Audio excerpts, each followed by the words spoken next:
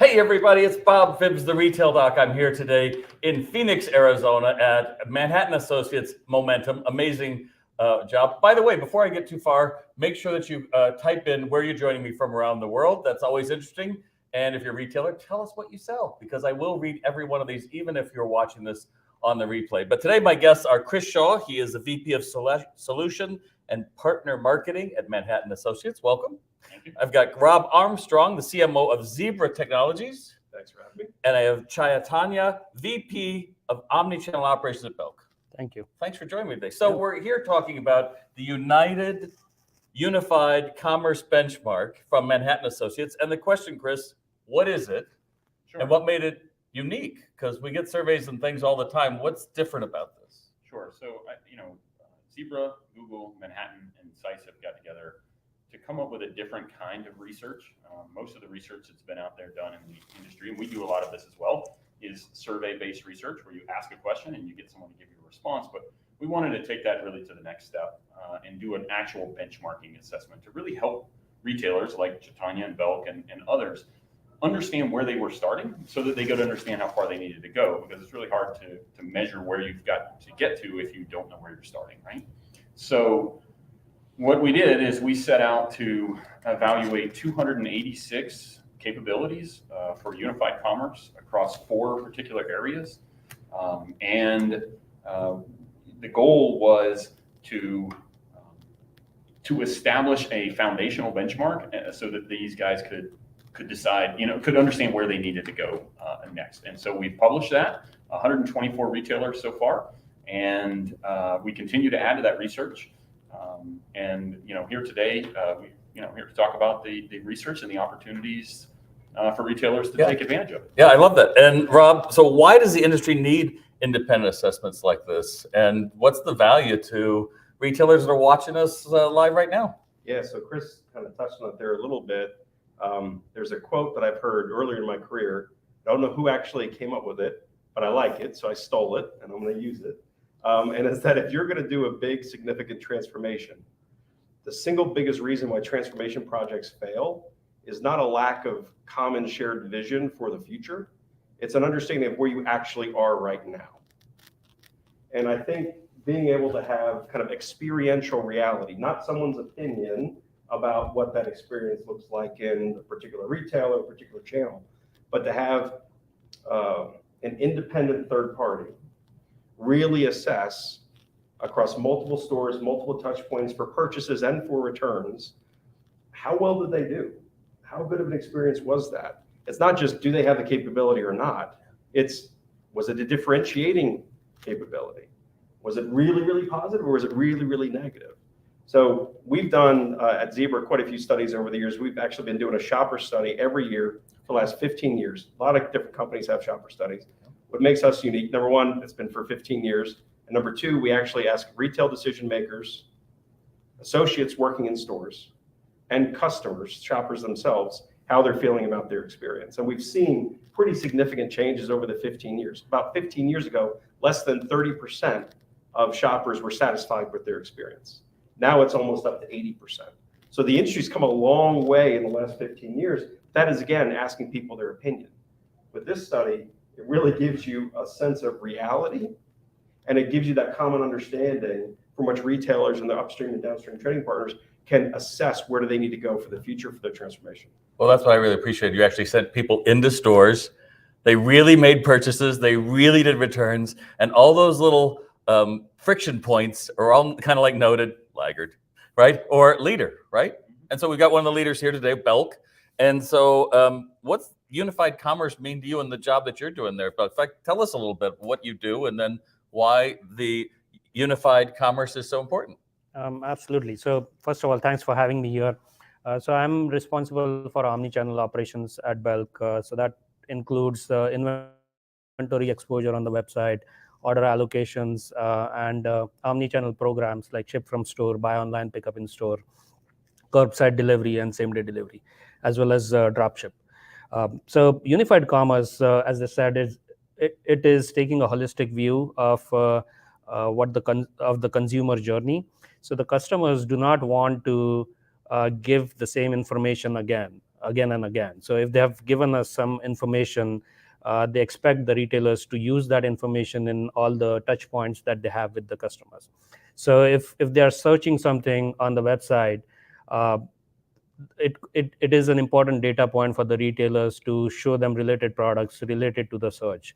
They can look at that data and see what are the trends that customers are searching. If multiple customers are searching the same thing, do we have that with us, or do we need to do something about that?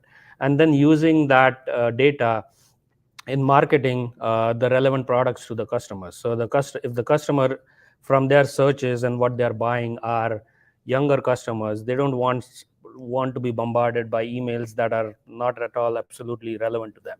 So using this unified approach to commerce is absolutely important to the retailers to be more productive and profitable, as well as to the customers to have a good experience with the retailer. Well, it takes an awful lot of information. You think of the old days. I got my spreadsheet. Okay, Jane, what do you got over there? I think we'll sell this many, right? That's not going to cut it. Right. You come out of a pandemic and suddenly that transparency, if you built it, yay you. If you didn't build it, right, suddenly none of it works. Absolutely. So the customers are also in this model and day and age, they are expecting multiple options for convenience. So they want to buy something that they want to be shipped to their home, or they want a part of their order to be picked up in the store. So they want all these experiences that they expect the retailers to have. So I think this study, which has all these data points and all these capabilities that they have evaluated, gives a good starting point for the retailers to look at where they are compared to their benchmark peers, and what are the areas where they can have improvements. And do you feel like you're done? It's a journey, right? So it's not a destination that, hey, we are there and we are good, right? I think that's important before we go too far, because this idea that, oh, omnichannel is this, I've checked the box, we did it. Right. But the benchmark has shown us there's a lot of little parts that make up customer satisfaction. Just what you said, I bought it, I want to change something. How many retailers can do that right now? Absolutely. How many thought of that 5 years ago, but now it's table stakes? Exactly. So whatever differentiating capabilities retailers have today, next year they might be table stakes. So it's a journey that they need to keep evolving and improving on. Nice. Over half of the U.S. population now is either millennial, Gen Z, or Gen Alpha, and that is only going to continue to increase. Over 60% of the U.S. workforce by 2025 will be millennial or Gen Z. Right? What they expect, the experiences that they require, is only going to continue to increase. And you may think you have it nailed one day, but then the latest TikTok trend or something happens that changes people's expectations, and things change so fast that retailers, even the leaders, right? We saw, I think, of the 124, right? None of the leaders even have unified checkout, unified cart, Right. really nailed it. And less than 30% have real-time visibility into their inventory. That's another bit. Wait, what does that mean? What does that mean for folks at home? Less than 30% have visibility, which means we don't really know what's in our store, but the website will tell you could order it from us, and it might take a while. No one likes that friction, right? Correct. Well, that's what we're seeing now, is that you just touched on one of the 4 areas in the study, promising and fulfillment. So the 4 areas essentially that the study covers, search and discovery, cart and checkout, promising and fulfillment, and service and support. But in that promising and fulfillment area, that's been a real differentiator from 5 years ago. So 5 years ago, we cared size and color were most important. Now, there are really people who, when, where, and how I can get something is more important than the size and color choice. And so it used to be that we still do, but optimize for the lowest cost to get you the product once you've chosen the product, right? So you purchased and we want to get you the product. Well, that has shifted now. Now that is a top line revenue conversion availability option for you, because if you tell me I can't get it today, or I can't get it tomorrow, or I can't pick it up where I want to get, guess what I'm going to do? I'm leaving. I'm going to somewhere else that can. So part of the focus that Manhattan has had, a tremendous focus, has been trying to make sure that the order management systems and the other systems that do the promising fulfillment are doing it fast enough and accurately and precise enough to make sure that when you're, as a retailer, somebody like Belk is putting on their website, yes, you can get it today in this store near you, that's accurate and correct. Because of course we all know, if you promise it, if you don't promise it, I'm upset, I'm gonna go somewhere else. If you promise it and I show up and it's not there now, I'm really kind of mad. Yeah, that's hitting your brand. That's right. Right. I know it's interesting. I was explaining to a client the other day. It's like technology. You've got to remember, kids. I'm 65. Everyone's kids, but kids, they have all the technology, right? And now they take a spaceship back in time to your store, where they look at like you can't do. But when I shop, I do this. So how have associates embraced what you're doing at Belk? Shaitan, have they, like, is it hard for them, or they look like it, or? So we do have a feedback loop from the associates Of course you from the do. stores. Yeah. So we do keep collecting all these ideas from the associates that will help them improve what they are doing in terms of fulfillment, or in terms of getting the products to the customer, or improving the system. And we try to build enhancements based on that to help them with that. I love that, because the idea that they're gamers, they're figuring it out. Like, there's no way I win this game, but if you did this, I could. What were you gonna say? I was just going to jump in. I mean, our shopper study that we did this past year showed that 80% of frontline associates in retail will actually base their decision on where they're going to work, at least somewhat, based on the technology that they're being equipped with. So it's not just about pay and benefits and everything else, but it's also, are you going to equip me to do my job well? Because that's what customers increasingly are expecting me. And if not, I'm on an island.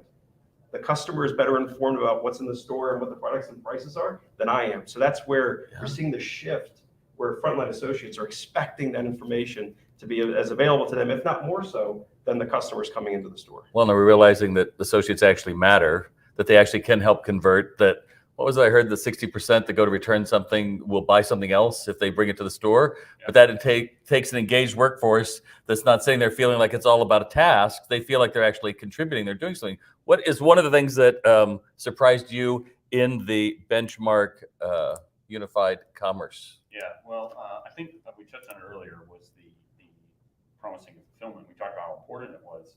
Well, what we found in the study was promising and fulfillment was the least mature capability across all of the participants in the study, and it was by a fair amount.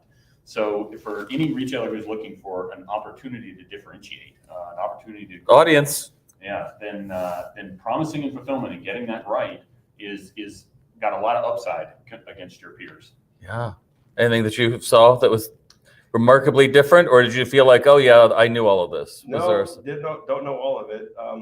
I think promising fulfillment for sure, and just the lack of unified cart really being established as a norm, even within the leaders itself, right? I think everyone has opportunity to grow and improve in that area. Well, yeah, and in fact, not one, even the leaders, no one in the entire study, 124 retailers, was capable of delivering a completely unified cart. And so in that particular case, we mean the idea that whether you start your purchase experience online and then you arrive at the store, you do not have to initiate that again, right? They already have that for a handoff and vice versa and back and forth. So it's something that we're sort of all working toward and going toward, but there is definitely upside there, for the retailers. So nobody wants to be a laggard. Nobody starts off going, I want to be last. So what do you think some of the leaders understood? Because I think that's where it starts with. You've got to understand what success looks like, right? And then you have to backfill and say, well, if we do this, because when I get the sense of all it takes to do what you're saying, me as a consumer, like, oh, they got 6, I can get it tomorrow. Isn't that great? We don't think about, do you know how many systems have to be talking to each other? Well, that's one of the goals of Manhattan, is that it's not a lot of systems talking to each other. We unify the actual commerce platform itself, right? So now for your associates, it's a single experience, whether they're selling, fulfilling, or they're engaging with the customer. For the customer or for the retailer, it's one system they're calling that can give them the promising and the fulfillment and the inventory visibility and all of those pieces. It's one system that can work with the technology and the IoT and the hardware in the store for RFID and some of the other capabilities that are emerging, so that we do simplify the technology so that it makes it seem, because ultimately that is our goal, right? the customer needs to be so simple for them. They're like, oh, that was so easy. No, it wasn't. But simplicity is deceptively difficult to engineer, right? But that's really what we're all after. That's exactly right, because you could say this as a leader, this is what we're going to do, but you can't do it if everybody else has a Tesla and you've got a horse and buggy. It's just, I don't care how much, it's just not going to work, right? And I like your point about you got higher margins, because if you have availability, you can see this is how many, then likely when that trend hits and you aren't ready for it, TikTok or something blows up, you're ready for it. But if you missed that window, right, it was popular for 2 days. Now we're looking at markdowns, and now that opportunity to. Well, and that's the beauty of systems like what Belk has put in, is that it's that nuance. So when large volume comes in online, well, you don't want to source, even though the store might be closest to that person to source from, they're selling it at market value straight through every time. I don't want to take inventory out of that store. 2 states over, I'm getting ready to mark them all down. So I'd rather pay the extra $1.20 in postage and ship it from that one and take it out of that inventory. Well, the customer, that just all happens immediately, right? The customer never really sees any of that. And we don't want him to see any of that, but he definitely cares about that, because overall, it's about making the decision that's the most profitable for the entire organization. And historically, with separate systems everywhere, right, they can't do that, because they each are optimizing for their own piece, but nobody's optimizing across all of it. Which is where we call siloed corporate, right? This is my thing. I've got my thing. Whereas I think everything that I've heard at Momentum is radical transparency. You're going to share the sustainability with not only your shareholders, but you're going to share it with the associates. It all matters, right? All of it matters to bring it together. So anything else that I've missed that you want to tell us about the Unified Commerce Benchmark? Well, I think just that you can get it at manage.com/retail. Wait, turn to them and let them see that. Manage.com/retail benchmark, which I'm sure we'll put in the notes. And do you have any questions for me? I'm live, and I'm going to go take a look really quick, see if anyone has any questions for these great thought leaders. All right, so who's joining me here? Hey, oh great. I'm glad you're there, Davika Cargift. Hey, I'm glad you're there from Portugal this morning, my friend. And Tito. Well, I have no questions, so there you are, my friends. Okay. So what we will do is we will sign off. We're going to be doing another one that we're going to be talking about in a couple hours about sustainability. I thank my guests here today, and I certainly thank Manhattan Associates for making it all possible. Bye. Thank you.